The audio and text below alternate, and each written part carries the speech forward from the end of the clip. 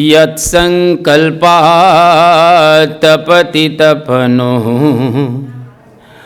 वाति वात समिन्धे वह निर्धत्ते धरणिरुदधि लंघते नैव वेला सोऽयं श्रीमान् निखिल जगता अंतरात्मावतीर्णो धर्मं रक्षन् दिशतु कुशलम् स्वामिनारायणो नः यदरोमविवरे लीना अंडानां कोटयः पृथक् तदक्षरं गुणातीतं नमाम्यहम्।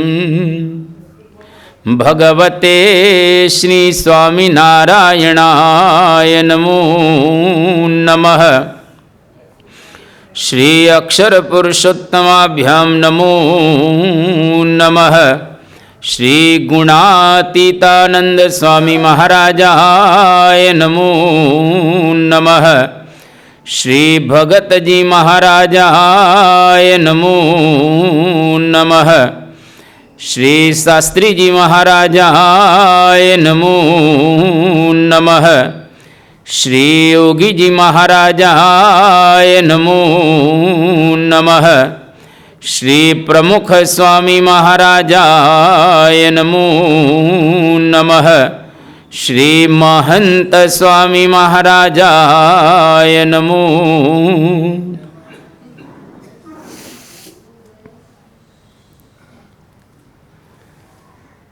છેલ્લા 2 દિવસથી આપણે બધા અક્ષર પુરુષોત્તમ દર્શન પ્રવચનમાળાનો લાભ લઈ રહેલા છીએ.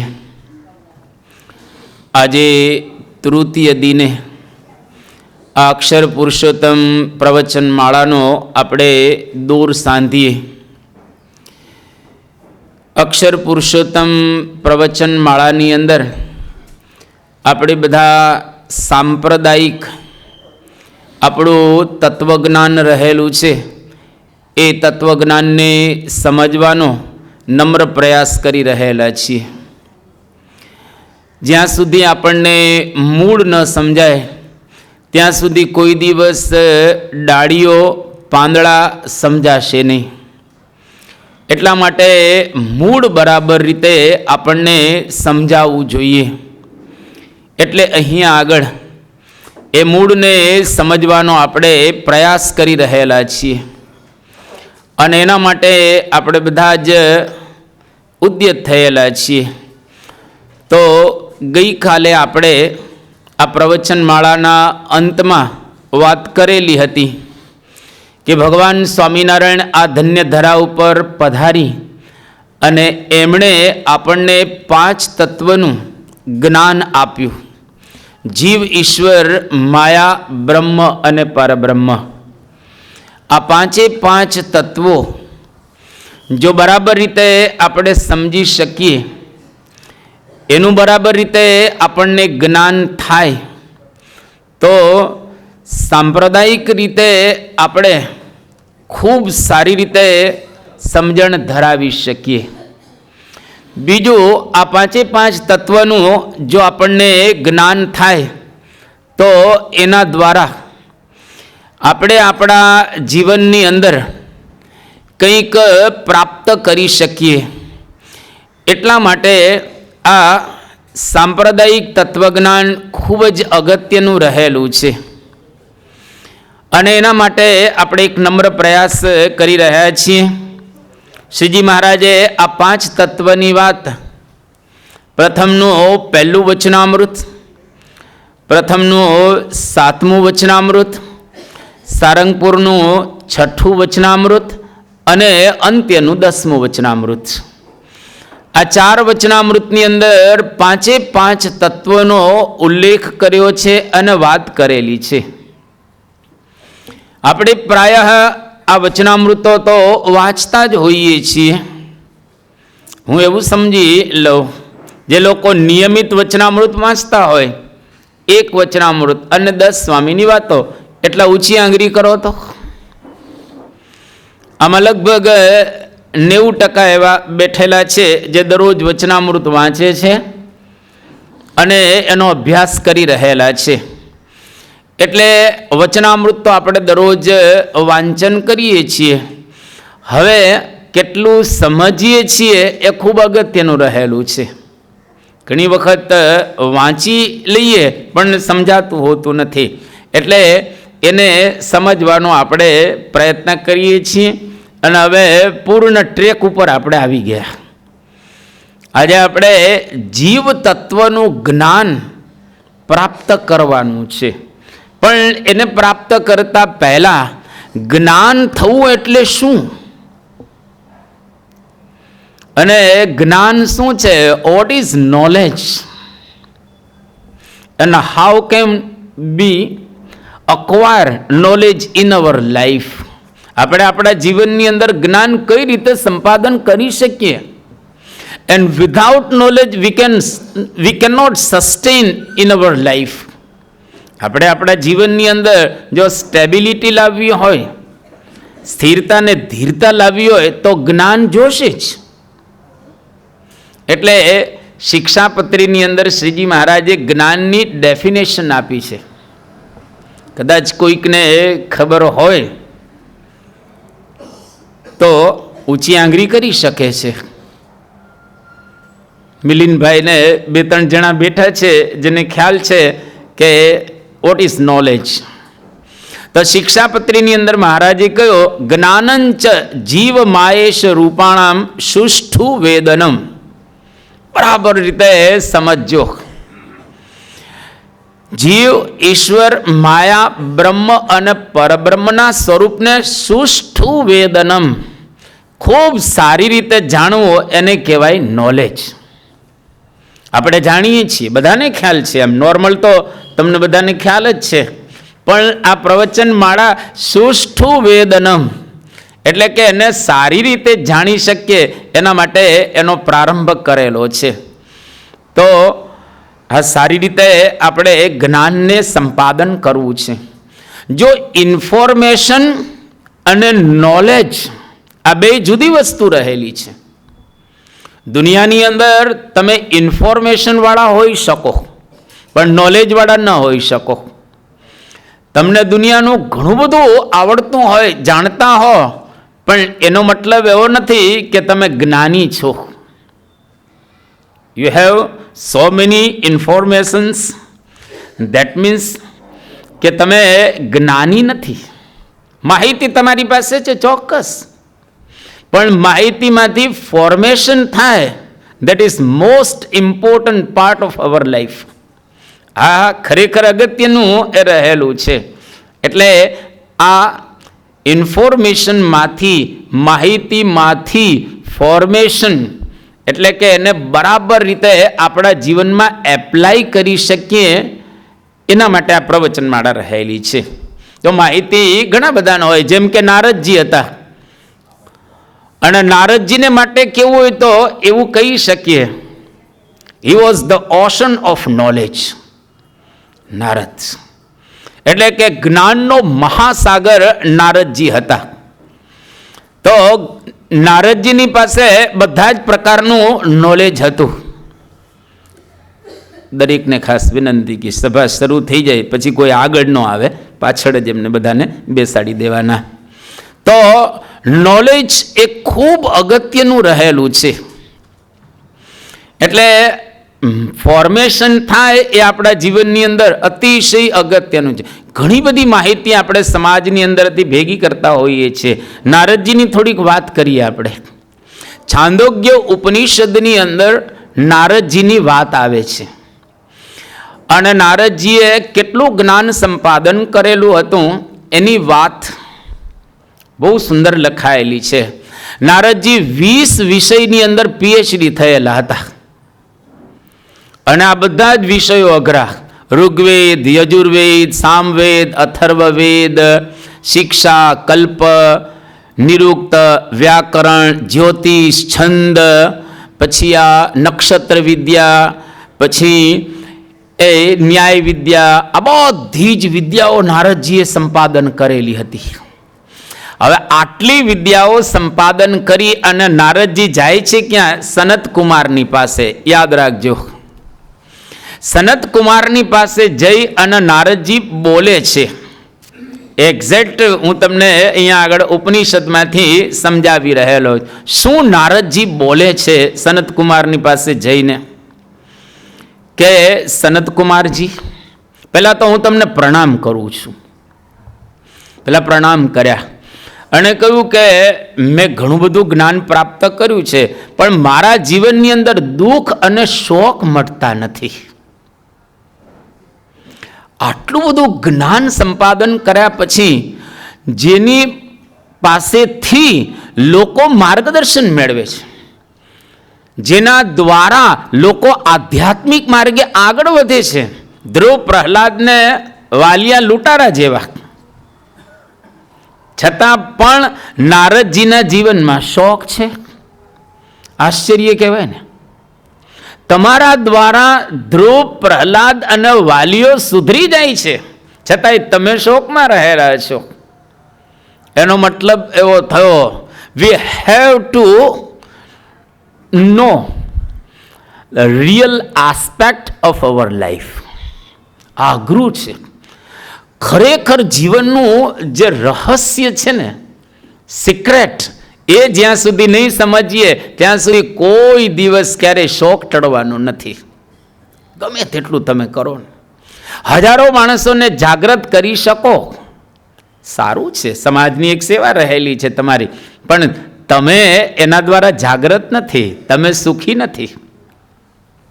હા, અગત્યનું છાંદોગ્ય ઉપનિષદની અંદર બતાવવામાં આવ્યું. તો સનત કુમારને નારદજી શું કહે છે કે સો અહમ ભગવઃ મંત્રવિદ એવ અસ્મિ ન આત્મવિદ. હું મંત્રને જાણું છું, પણ આત્માને, જો જીવનો પ્રારંભ કર્યો છે આપણે, જીવ તત્વનો આજથી, હું આત્માને નથી જાણતો. હવે તમે આટલા બધા ઋગ્વેદ, યજુર્વેદ, સામવેદ, અથર્વવેદ જાણતો ને આત્માને નથી જાણતા. શ્રુતમ હિ એવ મેં સાંભળ્યું છે, ભગવદ દૃશ્યેભ્ય તરતી શોકમ આત્મવિદ ઇતિ. જે ખરેખર આત્મા અને પરમાત્માને જાણે એ શોકથી પર થઈ જાય, એના જીવનમાં કોઈ દુઃખ ન રહે. અને મારા જીવનની અંદર દુઃખ છે એટલે હું આત્માને બરાબર રીતે જાણતો નથી, હું આત્માને બરાબર રીતે સમજતો નથી, હું દુઃખી રહેલો છું. તો આ એક દુઃખી માણસ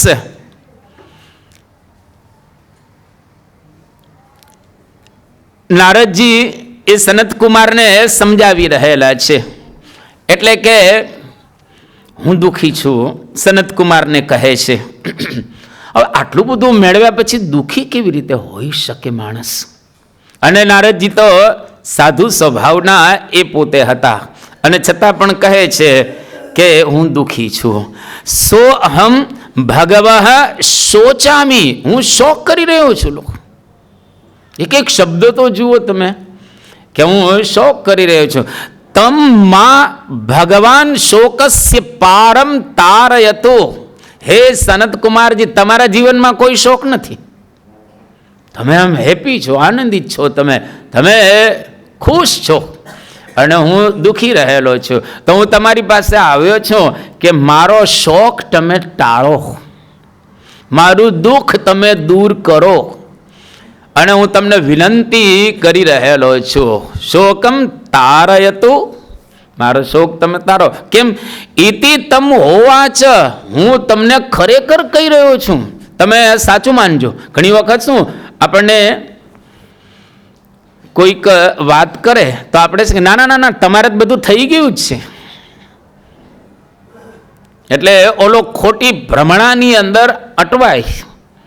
તમે કોઈ એવા આમ સત્સંગીને જો ને આમ તિલક ચાંદલો કરતો હોય, ધર્માદુ વ્યવસ્થિત આપતો હોય, આમ સેવા સારી કરતો હોય, એટલે કહે કે ભાઈ મને આમ દુઃખ છે. ના ના, તમારે તો કોઈ દુઃખ હોય જ નહીં. તમે તો કેવા સુખી છો, તમે તો બાપાના રાજીપાવાળા છો, અને ખરેખર તમે તો એકાંતિક છો.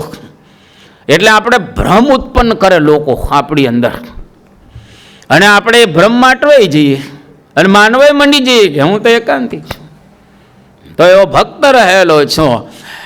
એટલે એવા ભ્રમથી પર થવા માટે, એ ભ્રમની દિવાલોને ભાંગવા માટે જ આ અક્ષર પુરુષોત્તમ દર્શન પ્રવચન માળાનો આપણે પ્રારંભ કર્યો. કોઈ ભ્રમમાં ન રહેતા કે હું બ્રહ્મરૂપ થઈ ગયો છું, અક્ષરરૂપ થઈ ગયો છું, મારે કંઈ કરવાનું બાકી નથી અને હું પાર પામી ગયો છું. અમારે ભ્રમમાં રહેવાની જરૂર નથી. કપડાં પહેર્યા પછી પણ બધું પતી ગયું છે, આટલું બધું ભણ્યો છું એટલે કામ પૂરું થઈ ગયું. એ કામ પૂરું ને એમ નથી થતું.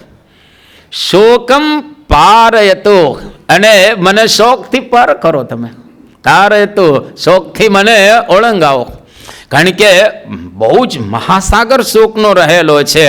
ત્યાર પછી કહે છે યદ્વૈ કિંચ એતદ અધ્યગિષ્ઠા. બરાબર સાંભળજો. આ જે કંઈ તમે નારદજી નોલેજ પ્રાપ્ત કરેલું છે, સનતકુમાર કહે છે, શું કહે છે? નામ એવ એ તત્, ખાલી નામ માત્રનું નોલેજ પ્રાપ્ત કર્યું છે. ફક્ત નામ માત્ર માહિતી તમે જાણો છો, બસ બીજું કાંઈ નહીં. તમારા કરતાં, આપણા કરતાં કમ્પ્યુટર સારું જાણી શકે. તમે કમ્પ્યુટરની અંદર ફિટ કરો ને માહિતી, તો આપણા કરતાં સરખું બોલે કમ્પ્યુટર. તો એ આવ્યું છે એકદમ વ્યવસ્થિત, એ આપણા કરતાં સારું બોલે. એટલે ખાલી માહિતી હોય એ પૂરતું નથી.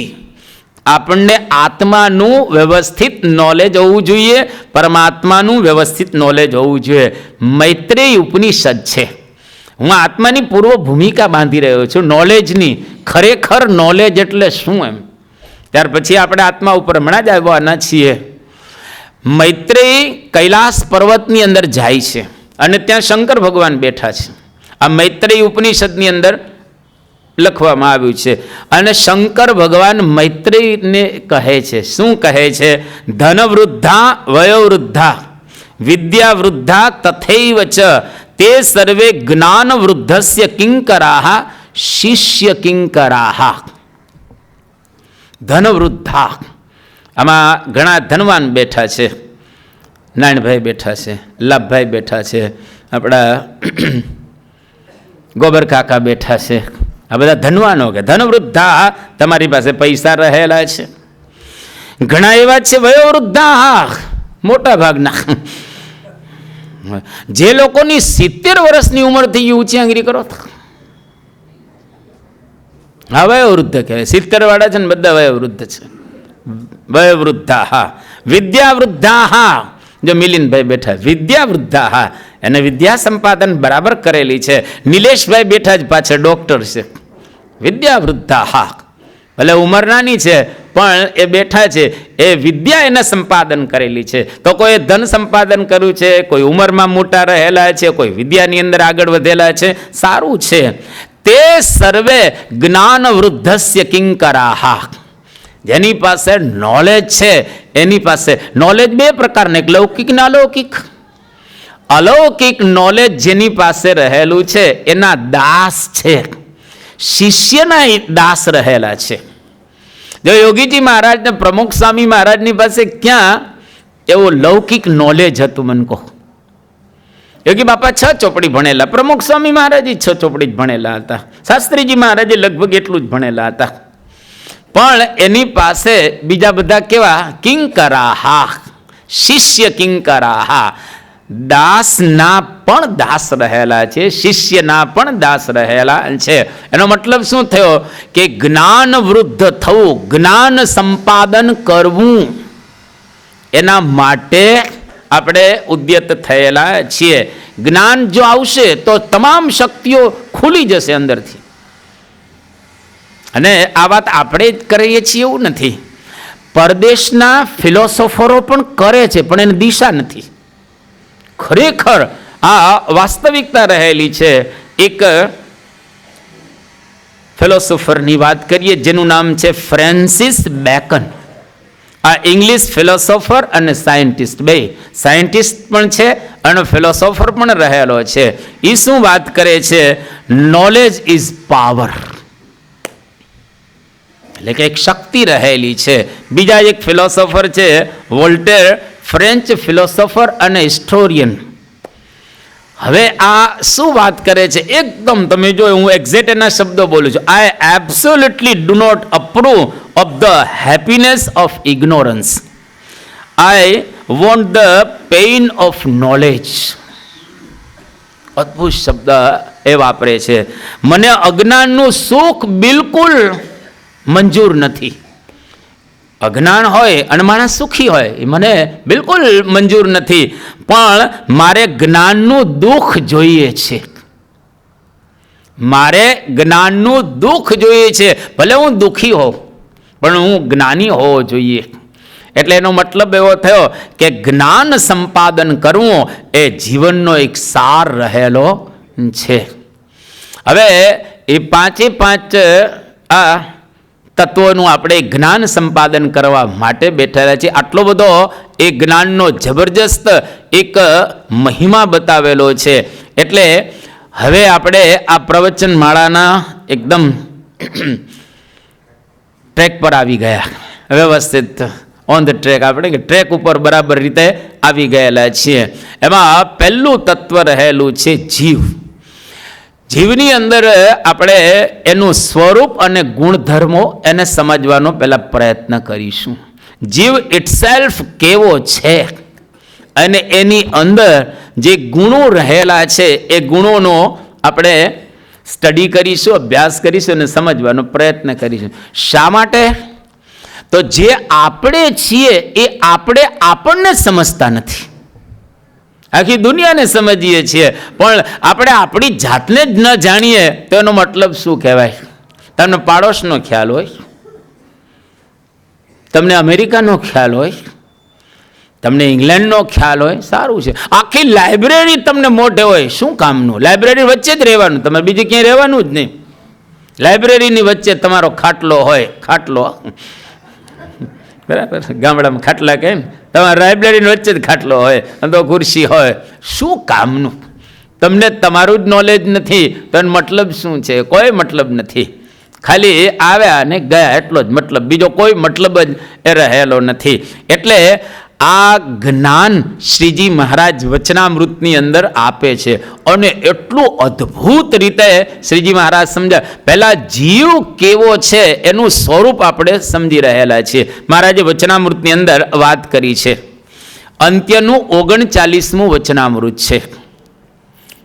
સરસ મહારાજ એની અંદર કહે છે, આપણે મહારાજના શબ્દોની અંદર કહેશું, આત્મા કેવો છે? એ બ્રાહ્મણ નથી, ક્ષત્રિય નથી, કણબી નથી, કોઈ દીકરો નથી, કોઈ બાપે નથી, એની કોઈ જાત કે નાત નથી.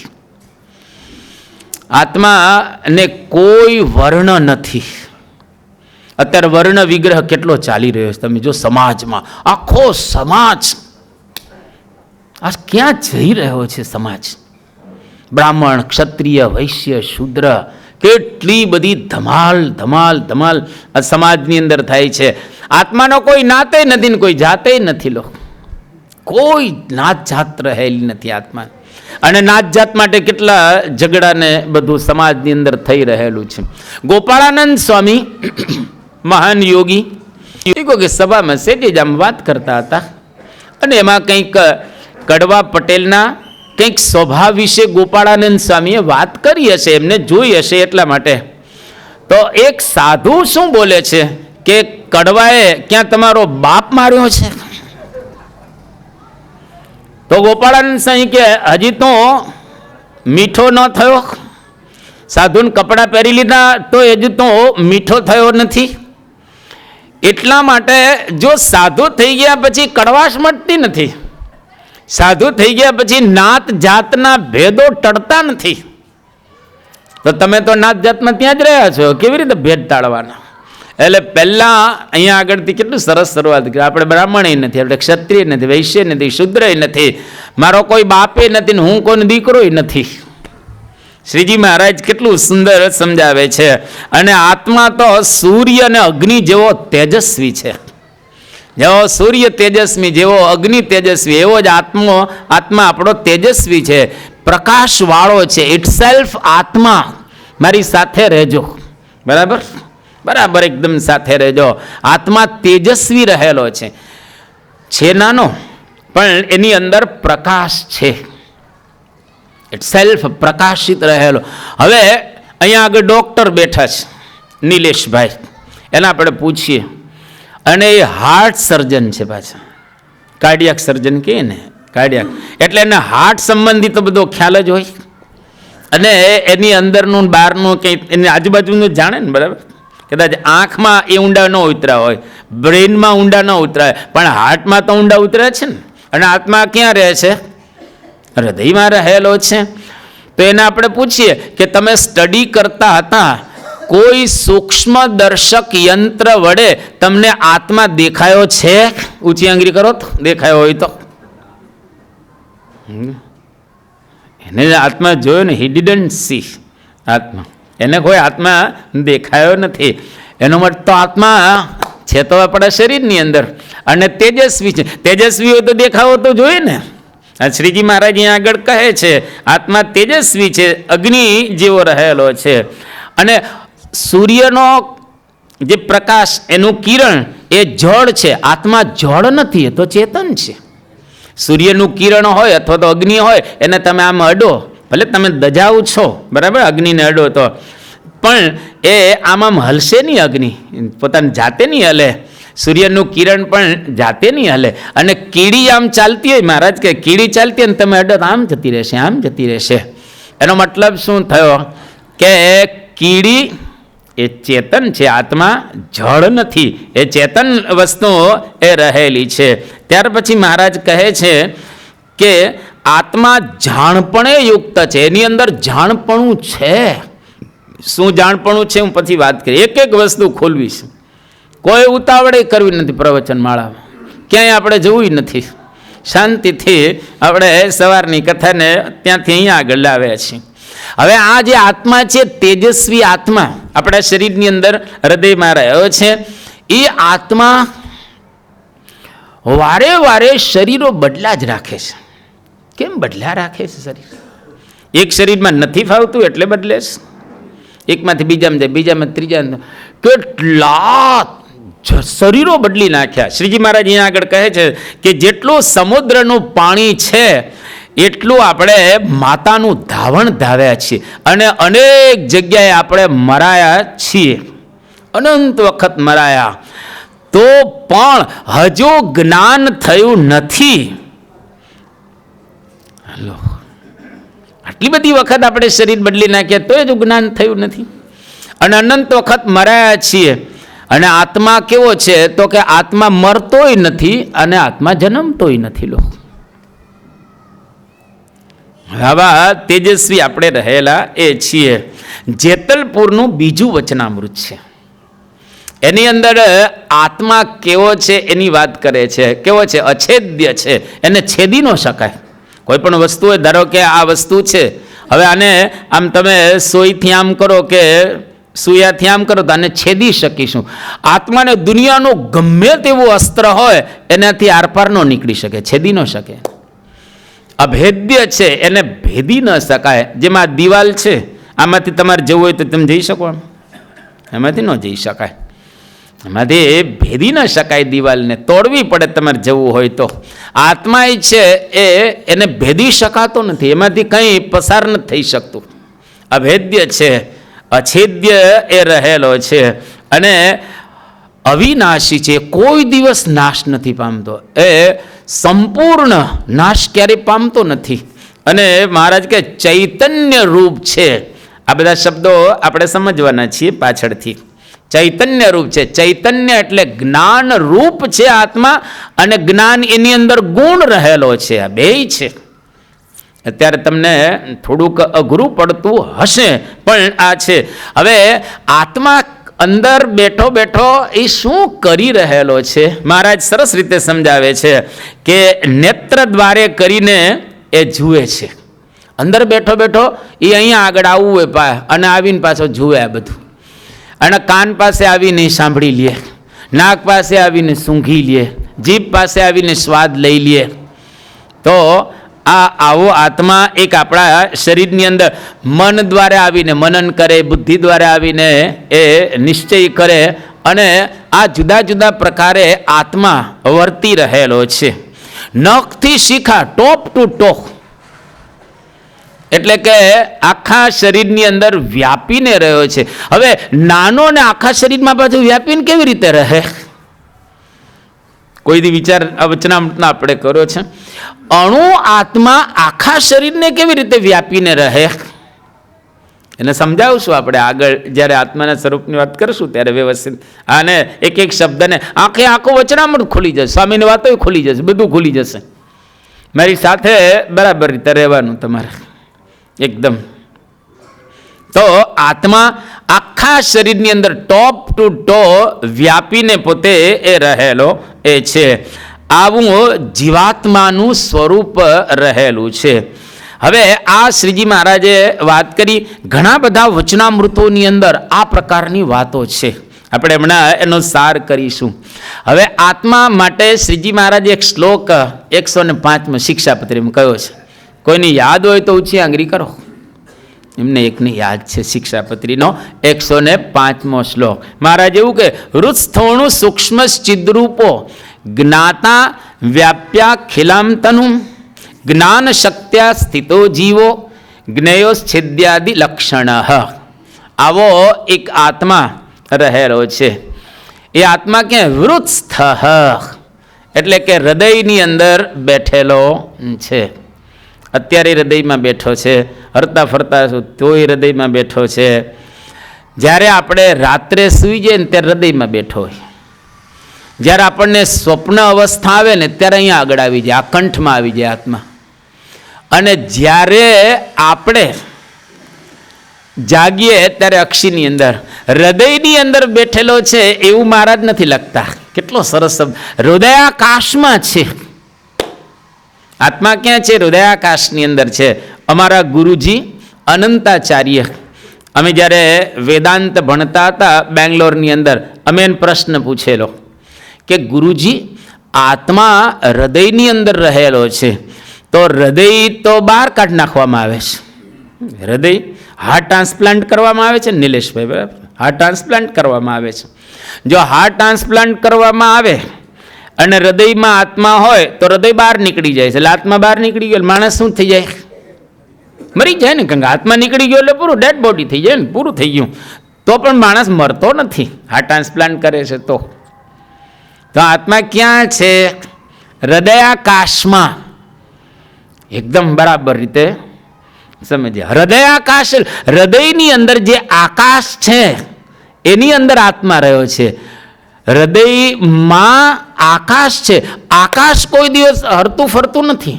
આકાશ સ્થિર છે. આકાશ ક્યાંય જતું નથી અને લઈ શકાતું નથી. બરાબર સમજો.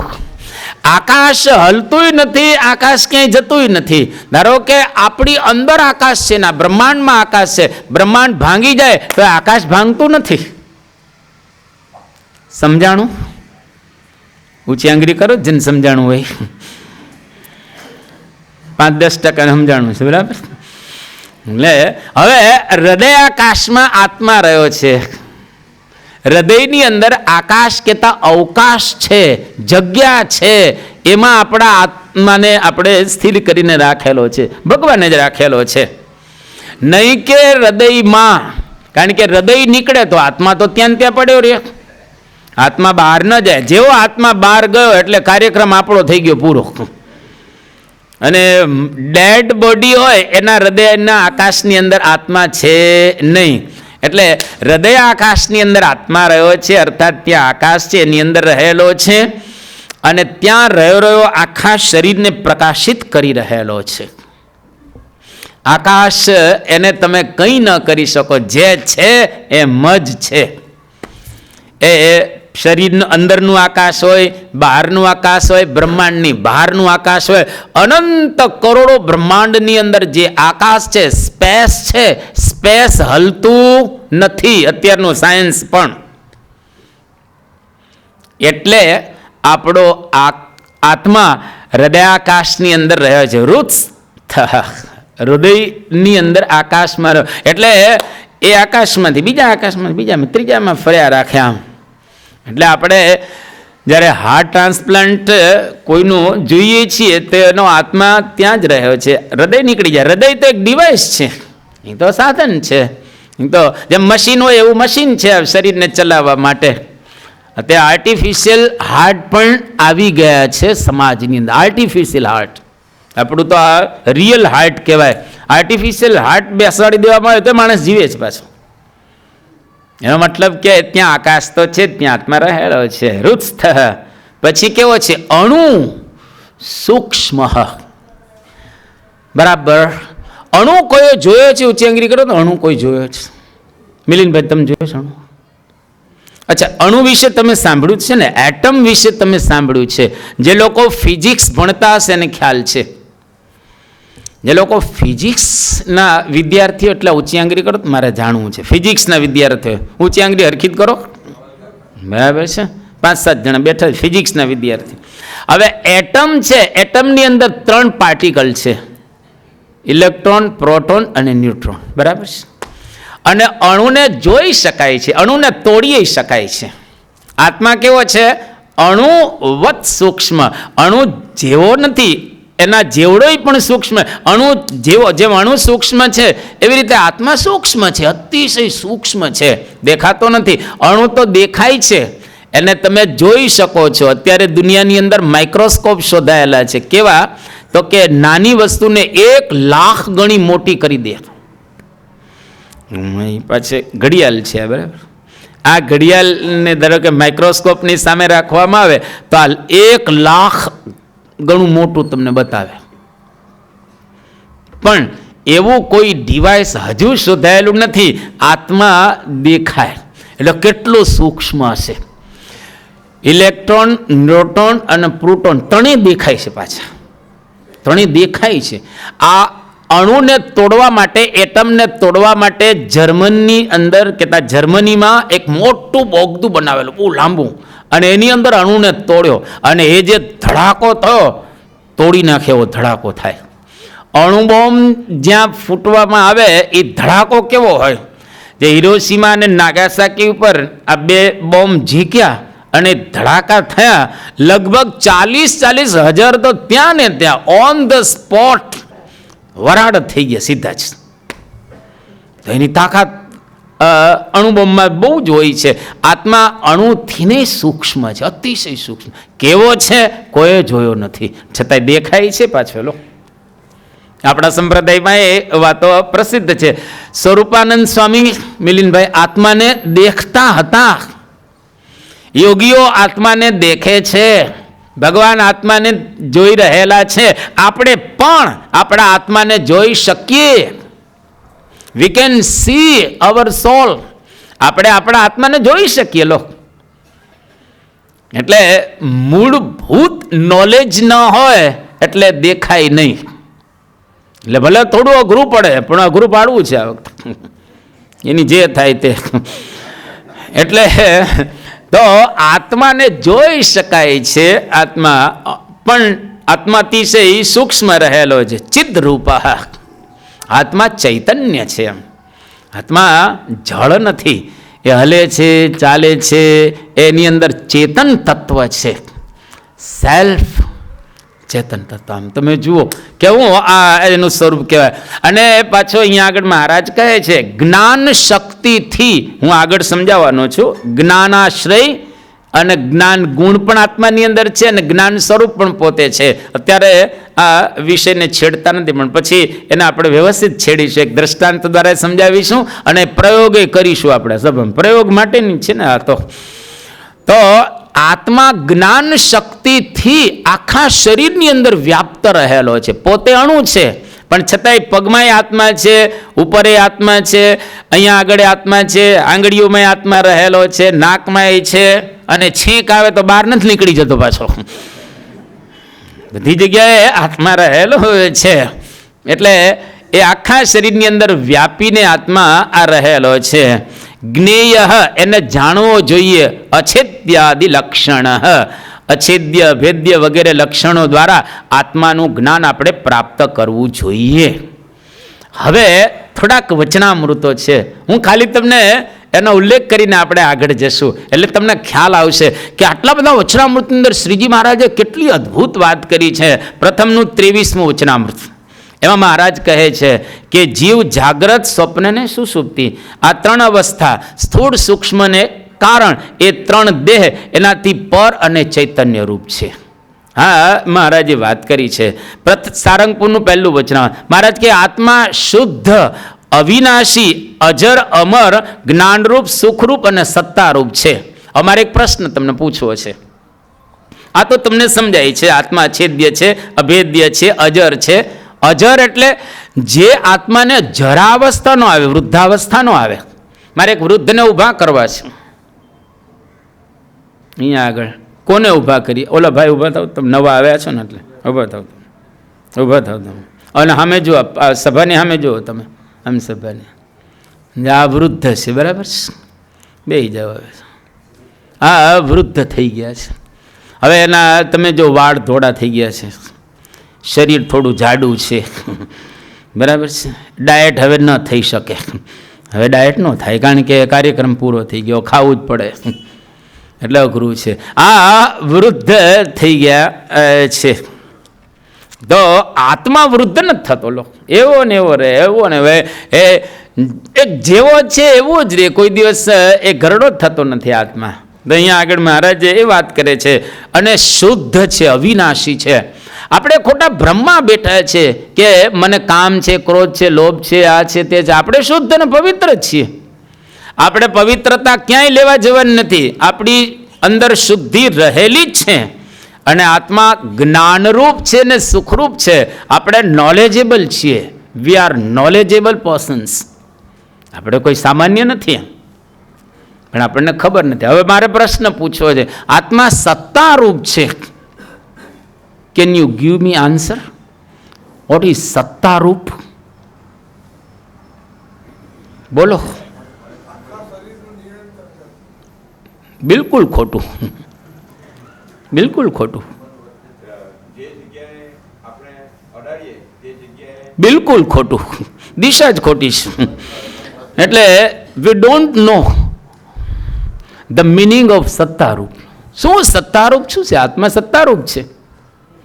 જેને આવડતું ઊંચી આંગળી કરો તો મારે જોવું છે આજે.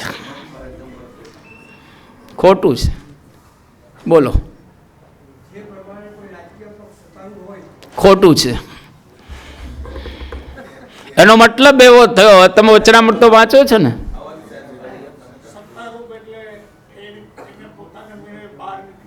ખોટું છે. ખોટું, ખોટું, ખોટું.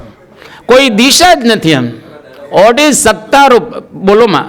પણ વોટ ઇઝ સત્તારૂપ એટલે શું એમ? એનો મતલબ એવો થયો, તમે બધા વચનામૃત વાંચીને બેઠા છો, બરાબર? એકની ઘણી વાર વાંચીને બેઠેલા છો, છતાંય તમને એટલોય ખ્યાલ નથી કે સત્તારૂપ એટલે શું. હવે હું તમને એક શબ્દ કહીને પછી આને સમજાવો, જેથી કરીને યુ કેન અન્ડરસ્ટેન્ડ ઇઝીલી. એટલે દિવ્ય શબ્દ તો તમે જાણ્યો છે, બરાબર? દિવ્ય એટલે જે આપણી જે ધારણાઓ હોય એનું આ દ્વારા આપણે એનું વર્ણન ન કરી શકીએ, દિવ્ય છે. આપણે એનું કોઈ ડેફિનેશન ન બાંધી શકીએ, દિવ્ય છે. પછી દિવ્યની સાથે આપણે આના દિવ્યતા છે. દિવ્યતા એટલે શું? કે દિવ્યપણું, એમાં રૂપ હોય તો રૂપપણું. આવો આપણે શબ્દ વાપરીએ છીએ ને, સત અને તા, બરાબર? સત અને તા બે શબ્દ ભેગા થયેલા છે. સત એટલે હોવું અને તા એટલે પણું. એ હોવાપણું માત્ર છે. અહીંયા આગળ શરીરની અંદર આત્મા છે, હોવાપણું, રહેવાપણું. સત્તા રૂપ એટલે આત્મા આપણા શરીરની અંદર રહેલો છે ને કેવો સત, ચિત્ત અને આનંદ રૂપ છે. એ સત છે એટલે છે, અને ચિત્ત છે એટલે ચૈતન્ય છે. એ આનંદ સ્વરૂપ રહેલો છે આત્મા, સચ્ચિત્ત ને આનંદ. સત્તારૂપ આત્મા રહેલો. કેટલાય શબ્દો આવા વચનામૃતની અંદર છે જેને આપણે સમજવા ખરેખર આમ અઘરા રહેલા છે. પરંતુ જો થોડોક પ્રયત્ન કરીએ તો આપણે એને સમજી શકીએ. મધ્યનું 57મું વચનામૃત. સત્તારૂપ આત્મા કેવો છે? મહારાજ સરસ શબ્દો વાપરે છે. તો જેને વિશે માયાના કાર્ય જે 3 ગુણ, દેહ, ઇન્દ્રિયો, અંતઃકરણ, કોઈનું આવરણ નથી. એમાં કઈ વસ્તુ રહેલી નથી. ઇટસેલ્ફ જે સોલ છે એની અંદર કોઈ વસ્તુ નથી. લો, બહાર બધું જ છે પણ અંદર કંઈ રહેલું નથી. અંદર આપણે એકદમ પ્યોર છીએ, એકદમ શુદ્ધ, કેસ્ટર ક્લિયર આપણે કહીએ ને વોટર, એવા શુદ્ધ ને પવિત્ર આપણે બધા રહેલા છીએ. મધ્યનું 45મું છેલ્લું. આત્મા માયાના 3 ગુણ, 10 ઇન્દ્રિયો, 10 પ્રાણ, 4 અંતઃકરણ, પંચભૂત, પંચ વિષય, 14 ઇન્દ્રિયોના દેવતા, એ સર્વે માયિક ઉપાધિથી રહિત છે અને સત્તા માત્ર છે. આટલા બધાથી યુક્ત આત્મા આપણો રહેલો છે. જીવ કહો, જીવાત્મા કહો અથવા તો આત્મા કહો, ત્રણેયના પર્યાય શબ્દો વચનામૃતની અંદર અને વેદાંત બધામાં વાપરેલા છે. મધ્યનું 66મું. જીવ સ્વરૂપ સ્વભાવે કરીને તો સત્તા માત્ર છે ને ચૈતન્ય વસ્તુ છે. જેમ આ એક વસ્તુ રહેલી છે, આ એક વસ્તુ છે, આ એક વસ્તુ રહેલી છે, એવી જ વાત શ્રીજી મહારાજ અહીંયા આગળ કહે છે કે જીવ એક ચૈતન્ય વસ્તુ માત્ર છે. અનાદિ અજ્ઞાન એવું, અનાદિ અજ્ઞાન રૂપ એવું કારણ શરીર એનાથી યુક્ત છે. હવે આ અગત્યનું છે, આજકાલનું નહીં. અનાદિ કાળથી આપણે કારણ શરીરથી યુક્ત છીએ. હવે એને જરા સમજીએ કારણ શરીરને, પછી હું આગળ હમણાં સમજાવવાનો છું. પણ અત્યારે અનાદિ કાળથી, હવે ફોતરું જે બીજને વળગેલું હોય તે અનાદિથી વળગેલું છે. હવે ક્યારથી વળગ્યું છે એમ નહીં કહેવાનું. અનાદિ શબ્દ એટલે જેનો કોઈ આદિ નથી, શરૂઆત જ જેની રહેલી નથી. હું સમજાવીશ એક વસ્તુ. અનાદિથી આપણો આત્મા અપવિત્ર રહેલો જ નથી. આપણે શુદ્ધ અનાદિકાળથી છીએ, પણ અનાદિકાળથી એની સાથે આ કારણ શરીર વળગીને રહ્યું છે. આપણે તરત થાય કે અનાદિ એટલે ક્યારથી, ક્યારથી એવો શબ્દ તમે નહીં બોલી શકો. ક્યારથી વળગેલું છે એમ નહીં, પહેલેથી ને છે જ. પહેલેથી ક્યારે છે એ નહીં બોલી શકો તમે. છે જ, છે જ એટલે છે જ. એની સાથે જ આત્મા રહેલો છે અનાદિ કાળથી. હવે એ કારણ શરીરને જુદું પાડી શકાય છે. ભલે ને અનાદિકાળથી રહેલું હોય તો પાડી શકાય જુદો. એની વાતો પછી આપણે કરવાના છીએ. અને છેલ્લે અંત્યનું 22મું વચનામૃત, એમાં આત્માની સ્વરૂપની વાત કરી છે. એટલે સ્વરૂપ જ સમજીએ છીએ આપણે. જીવાત્મા પુરુષ પણ નથી અને સ્ત્રી પણ નથી, એ તો સત્તા માત્ર ચૈતન્ય છે. આપણે કોઈ પુરુષ નથી ને કોઈ સ્ત્રી નથી, અને આપણે બધા જ આત્મા રહેલા છીએ. હવે તમે જોજો, જે સ્ત્રીઓ હોય ને એને એવું મનાય કે હું સ્ત્રી છું, જે પુરુષ હોય એને એવું મનાય કે હું પુરુષ છું. હવે તમને કોઈ દિવસ નારાયણભાઈ એવું મનાય કે હું સ્ત્રી છું, અને તમને એવું મનાય તો તમને બેહવા દઈએ ખરા? તમને આગળની લાઈનમાં થોડા બેહવા દઈએ, તમને પાછળ બેહવા દેવાના સંતોની મર્યાદા પ્રમાણે. આપણે સ્ત્રીએ નથી અને આપણે પુરુષે રહેલા નથી. આપણે ચૈતન્ય રૂપ રહેલા છે, સત્તા માત્ર આત્મા રહેલા. હું જે આ વચનામૃતો બધા બોલ્યો, એ બધા વચનામૃતોનો સાર થોડાક શબ્દો છે. એ શબ્દોને અત્યારે આપણે બહુ નહીં સમજીએ, ખાલી તમે સાંભળી લેજો. આખા વચનામૃતમાંથી આ બધા શબ્દોને આપણે ભેગા કર્યા છે. આટલા છે આત્મા વિષયક શબ્દો. આટલા તમે જાણી લો, એનો મતલબ એવો થયો આખા વચનામૃતમાં તમામ શબ્દો આત્માના તમે જાણી લીધા. પહેલી વાત કરે છે કે આત્મા સત્ય છે, અસત્ય નથી. આત્મા ચૈતન્ય છે, એટલે કે આત્મા જ્ઞાનવાન છે. અને હું અત્યારે સમજાવીશ નહીં, આપણે આગળ સમજવાના છીએ. આત્મા જ્ઞાનવાન રહેલો છે, આત્મા ચેતન છે, આત્મા જળ નથી.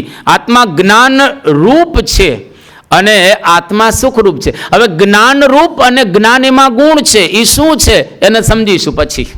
એ જ્યારે એનો વિષય આવશે ત્યારે આપણે એને સમજીશું. જ્ઞાતા છે, આત્મા જાણે છે. દ્રષ્ટા છે, આત્મા જોઈ રહ્યો છે. આત્મા આનંદરૂપ રહેલો છે.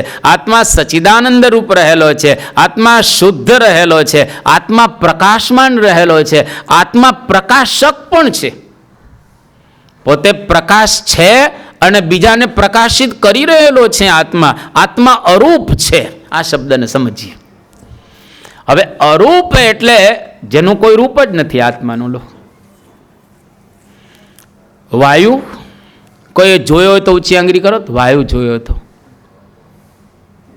વાયુ જોયો તો ઊંચી આંગળી કરો. રૂપ રહિત સ્પર્શવાન વાયુ.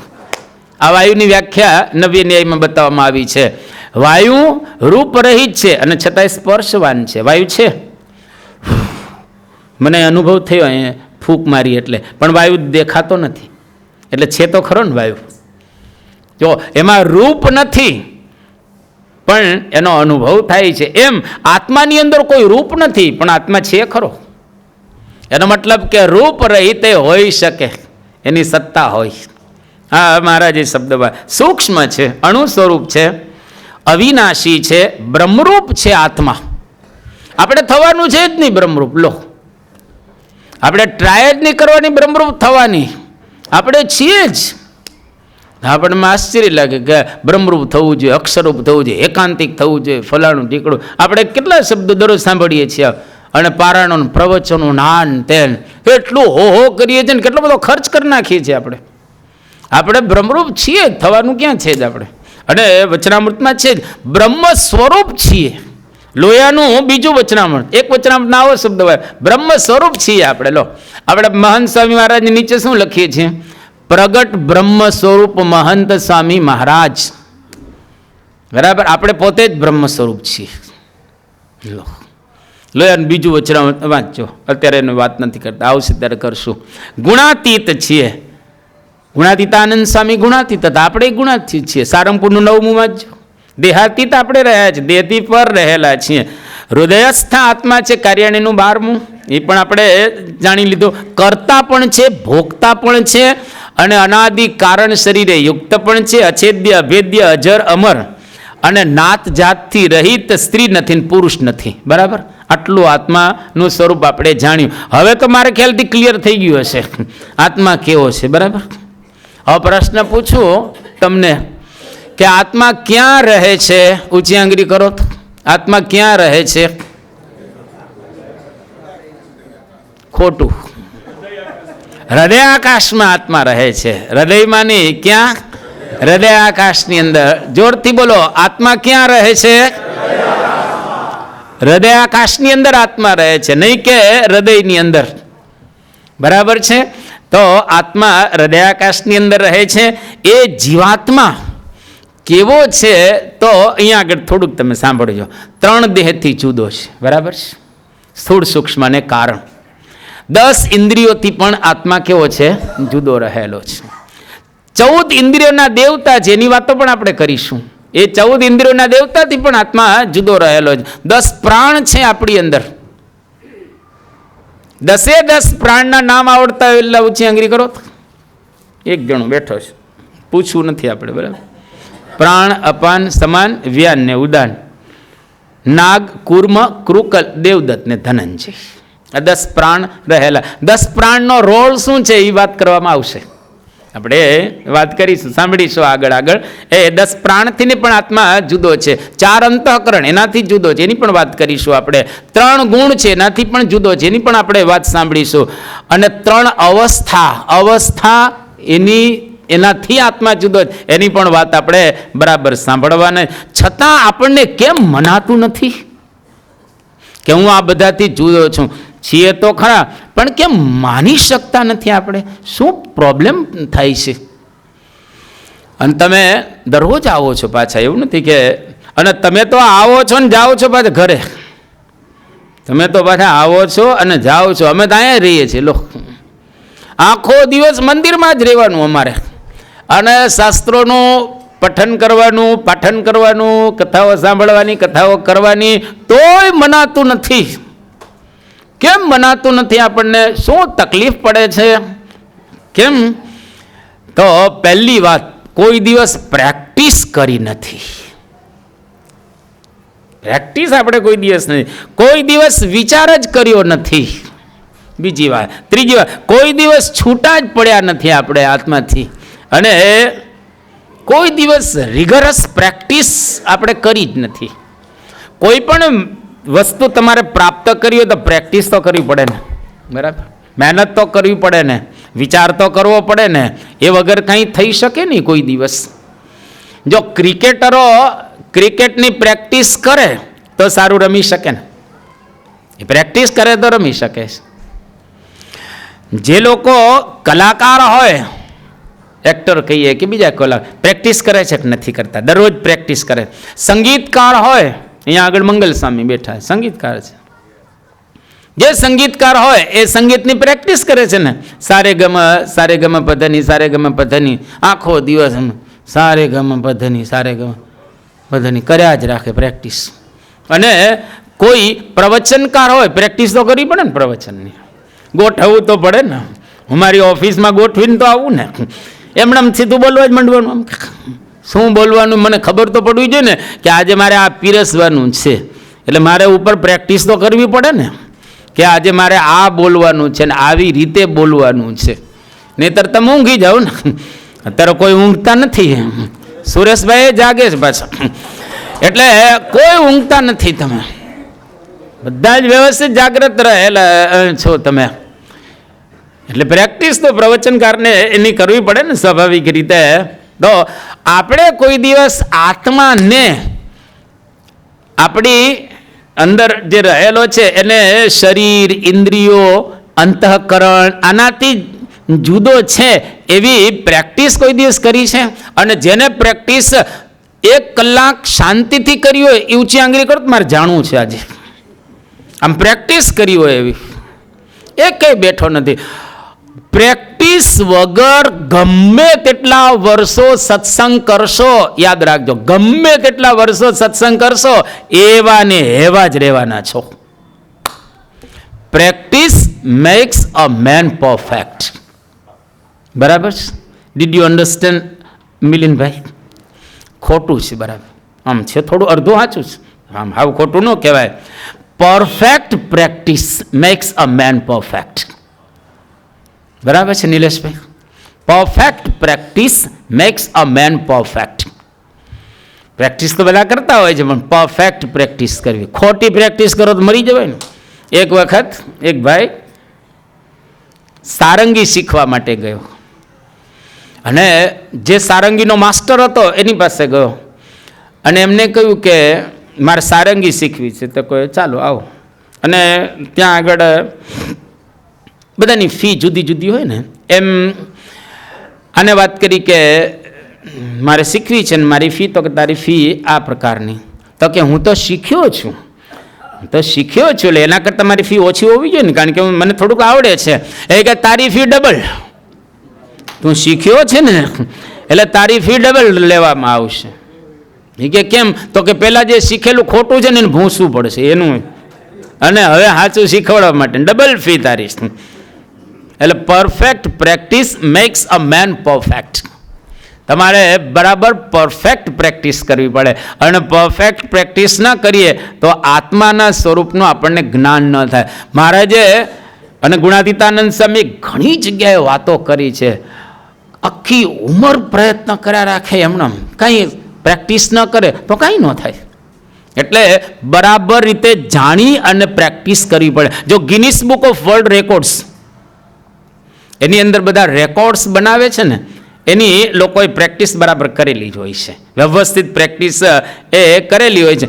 એને અંતે એ લોકો પોતપોતાના વિષયની અંદર નિષ્ણાત થાય છે, એકદમ પછી નિષ્ણાત થાય. હવે કેવી રીતે પ્રેક્ટિસ કરવી, કઈ રીતે વિચાર કરવો, કઈ રીતે આપણે આની અંદર આગળ વધવું, એ આજે ને આવતીકાલે પ્રેક્ટિસ કરી શકાશે. આપણે જો પ્રેક્ટિસ કરી તો જુદા પડી શકીશું આપણે, અને એકદમ મળશે એને દિશા એકદમ બરાબર રીતે આપણે પ્રાપ્ત કરવા માટે જ પ્રવચન માળા શરૂ કરી છે. એટલે આવતીકાલે પ્રેક્ટિસ કઈ રીતે કરવી, વિચાર કઈ રીતે કરવો, અને એ જાણીશું તો ખરેખર આપણને આપણા સ્વરૂપનું જ્ઞાન બરાબર થશે જ, એમાં કોઈ શંકા નહીં રાખવાની. જો સ્વરૂપાનંદ સ્વામીને થયું હોય, મુક્તાનંદ સ્વામીને થયું હોય, નિત્યાનંદ સ્વામીને થયું હોય, ગોપાળાનંદ સ્વામીને થયું હોય, હજારો હરિભક્તોને, અરે પર્વતભાઈ જેવાને થયું હોય, ગોરધનભાઈ જેવાને થયું હોય, તો આપણને કેમ નહીં થાય? થશે જ. એ લોકોએ પ્રેક્ટિસ કરી, જાણે અથવા તો અજાણે, પણ પ્રેક્ટિસ વગર, વિચાર વગર, જાણ્યા વગર, સમજ્યા વગર કોઈ દિવસ ક્યારેય આપણે આપણા સ્વરૂપને બરાબર જાણી શકીએ નહીં. અને જો આ કરીશું તો વ્યવસ્થિત જાણી શકીશું. આપણને એવું લાગશે કે ઓહો, મારે કાંઈ શોધવાનું નથી, હું શોધીને જ બેઠો છું. કોઈ વસ્તુ દુનિયામાંથી મેળવવાની જ નથી, બધું જ મળી ગયું છે. હવે તો આપણે ક્યાંય જવાનું જ નથી. કરોડો ખજાના તમને આપવામાં આવે, એ કરોડો ખજાના પણ ફિક્કા લાગશે, સાવ મહેલો ફિક્કા લાગશે, સોનાના ઢેર તમને ફિક્કા લાગશે, દુનિયાના સન્માનો ફિક્કા લાગશે, દુનિયાના રાજા બનશો ને એ ફિક્કું લાગશે તમને બધું જ. જે દિવસે પ્રેક્ટિસ કરીને આપણે આપણા સ્વરૂપને જાણીશું ત્યારે. કઈ રીતે પ્રેક્ટિસ કરવી? આવતીકાલે અહીંયા આગળ આજની આપણે પારાયણને પૂર્ણ કરીએ છીએ. શ્રી સ્વામિનારાયણ ભગવાનની ગુણાતીતમ ગુરુમ પ્રાપ્ય બ્રહ્મરૂપમ નિજાત્મન વિભાવ્ય દાસ ભાવેન સ્વામિનારાયણં ભજે શ્રીહરિમ સર્વદેવેશ્વરં ભક્તિધર્માત્મજં દિવ્યરૂપં પર શાંતિદમ મુક્તિદમ કામદમ કારણમ સ્વામિનારાયણં નીલકંઠં ભજે શ્રી. દરેકને ખાસ એક નમ્ર વિનંતી કે જ્યારે આપણું પ્રવચન શરૂ થઈ જાય તો આ બારણેથી કોઈ આવે નહીં અને પાછળથી કોઈ આગળ આવવાનો પ્રયત્ન ન કરે. જ્યાં તમે રહેલા હોય ત્યાં શાંતિ